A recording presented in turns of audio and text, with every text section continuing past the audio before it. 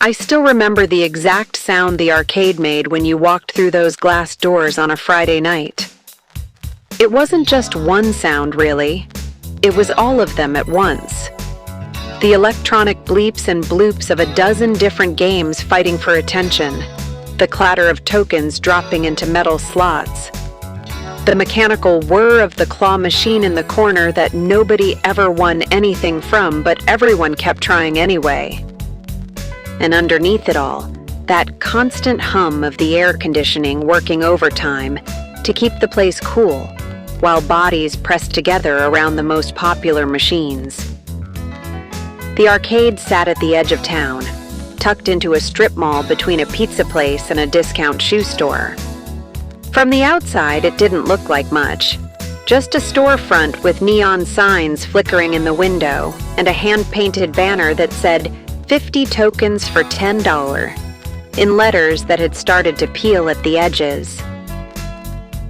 But when you were 14 and it was summer and you had $20 in your pocket, that place was the center of the universe. I went there almost every Friday that summer, sometimes with friends, sometimes alone. It didn't really matter. The arcade had this way of making you feel like you belonged no matter who you came with. Like you were part of something bigger than yourself. Part of this temporary community of kids and teenagers all gathered around glowing screens and joysticks that had been worn smooth by thousands of hands before yours. There was something magic about walking in there as the sun started to set outside. The way the neon lights looked brighter as the sky darkened. The way the whole place seemed to exist outside of normal time. Like you could stay there forever, and the rest of the world would just wait patiently for you to come back. I remember thinking, even then, that I should pay attention to these moments. That someday I'd want to remember exactly how this felt. The town itself was the kind of place where everyone knew everyone, or at least thought they did. Small enough that you couldn't really get lost. Big enough that there were still corners you hadn't explored yet. Tree-lined streets with houses that all looked slightly different, but somehow the same. Front porches with rocking chairs.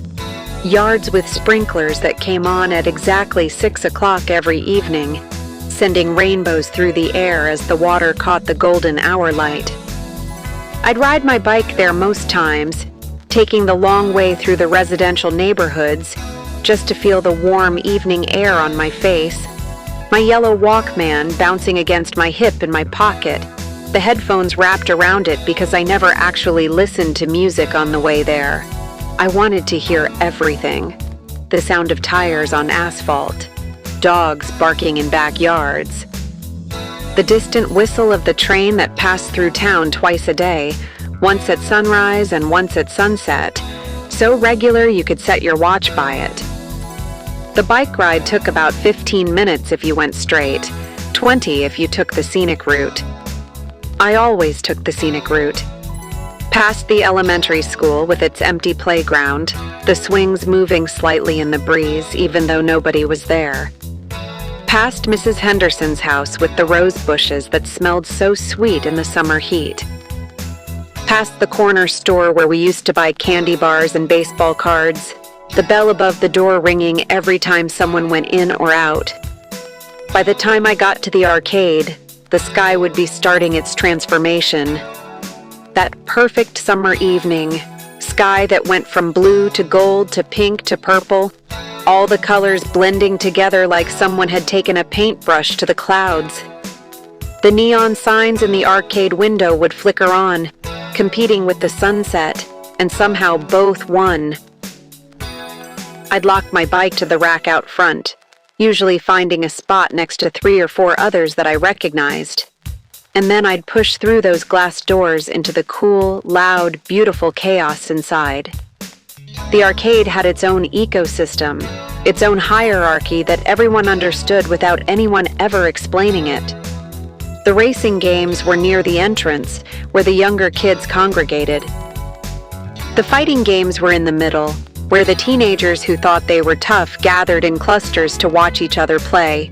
And in the back, past the change machine and the bathroom with the door that never quite closed all the way, were the classic games: Pac-Man, Galaga, Donkey Kong. That's where I usually ended up. Not because I was particularly good at those games, but because there was something comforting about them, something pure. They didn't try to be realistic or complicated. They just were what they were, and that was enough. I had a routine. Exchange a 20 for tokens at the counter, the guy behind it barely looking up from his magazine as he counted them out. Head to the back. Start with Galaga because it was always available. Let muscle memory take over as my hands found the familiar rhythm of the controls. I kept a cassette tape in my other pocket, the one without the Walkman. It was a mixtape someone had made for me earlier that summer. Songs recorded off the radio with the DJ's voice cutting in at the beginning and end of each track. I never listened to it at the arcade because the noise would have drowned it out anyway. But I liked having it there, like a talisman, like proof that this summer, this moment, this version of my life was real and worth documenting. Between games, I'd look around at the other kids. Some I knew from school. Some were strangers who would always be strangers. But for those few hours on a Friday night, we were all the same. All chasing high scores that would be erased by morning. All feeding tokens into machines like we were making offerings to electronic gods. And it felt important somehow, like we were part of something that mattered, even if we couldn't explain why. The best part of the night always came around 9 o'clock, when the arcade was at its fullest, and the energy in the room felt almost electric. The sunset was long gone by then, replaced by that deep, purple summer night sky visible through the windows. The kind of night that felt endless, like morning would never come and you could just keep existing in this perfect bubble of noise and light and possibility forever. I'd usually be on my third or fourth round of tokens by then, my reflexes starting to sharpen as I fell into the zone. That state where your hands move faster than your thoughts, where you're not playing the game so much as becoming part of it, where the rest of the world fades away and there's nothing but you and the screen and the challenge of making it just one level further than you did last time. Sometimes I'd glance over and catch someone watching me play. Not in a creepy way, just in that casual arcade way where everyone watches everyone else, learning strategies, waiting for their turn. And I'd feel this swell of something I couldn't quite name. Pride, maybe. Or belonging. Or just the simple satisfaction of being good at something, even if that something was just a video game that would be obsolete in 5 years. I had a collection of action figures at home, lined up on a shelf in my room. Heroes and villains from movies and cartoons, their paint starting to chip from years of play. Sometimes, while I was playing at the arcade, I'd think about them waiting there in the darkness of my empty room. And I'd feel this strange connection between those two worlds.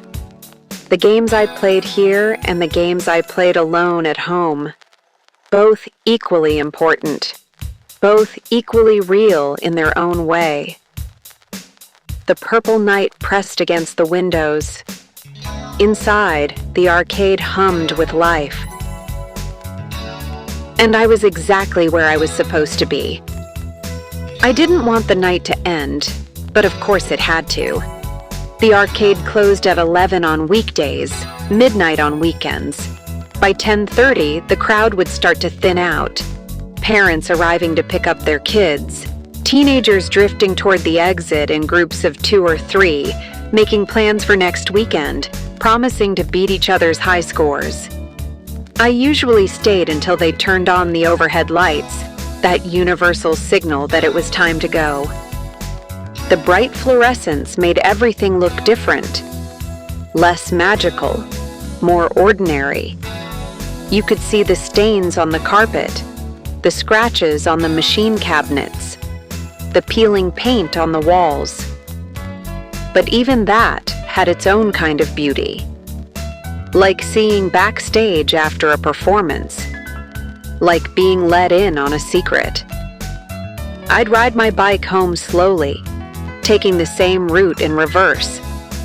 The streets were quieter now, most houses dark except for porch lights left on for kids not quite home yet.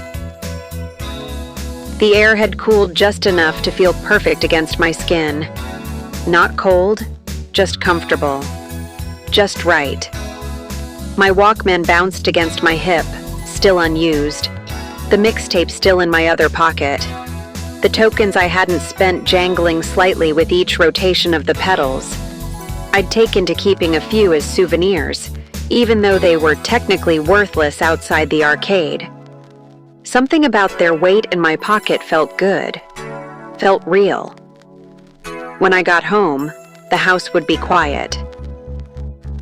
I'd try to be silent coming in, not wanting to wake anyone, up to my room where those action figures waited on their shelf, frozen in their eternal poses. I'd lie in bed and replay the night in my head, the games I'd won, the ones I'd lost, the faces I'd recognized, the moments that had felt, for whatever reason, worth remembering. And I'd fall asleep thinking about next Friday, when I'd do it all over again. Looking back now, I understand what that arcade meant in a way I couldn't then. It wasn't really about the games, though the games mattered. It wasn't really about winning or high scores or being better than anyone else. It was about having a place that was yours. A place where you belonged without having to prove anything. Where the currency was tokens instead of words. Where your worth was measured in quarters and determination instead of grades or popularity or any of the other things that mattered outside those glass doors. That summer stretched on like summers do when you're young, each day bleeding into the next in the best possible way. And every Friday, like clockwork, I'd make that bike ride through the golden hour light, past the houses with their sprinklers and the elementary school playground and the corner store with its bell that rang like a promise. The arcade was always there, waiting. The same neon signs flickering, the same sounds spilling out into the parking lot. The same feeling of possibility wrapped around every token, every game, every moment spent in that cool, loud, beautiful space. I carry those Friday nights with me still, not as sadness or loss, but as proof. Proof that I was there. Proof that I felt something real. Proof that those simple pleasures, those ordinary moments in a strip mall arcade in a small town nobody's ever heard of, mattered just as much as anything else. Sometimes I'll hear a sound that reminds me of those machines. Or I'll see that particular shade of purple the sky turns on summer nights. And I'm back there instantly, 14 years old with $20 in my pocket, and nowhere else I'd rather be. That version of me still exists somewhere, I think. Still feeding tokens into Galaga. Still riding home under streetlights. Still believing that summer could last forever if you just wanted it badly enough. And in a way, I was right. Because I'm still living in that summer, even now. Still carrying it with me everywhere I go, warm and bright and impossibly, beautifully alive.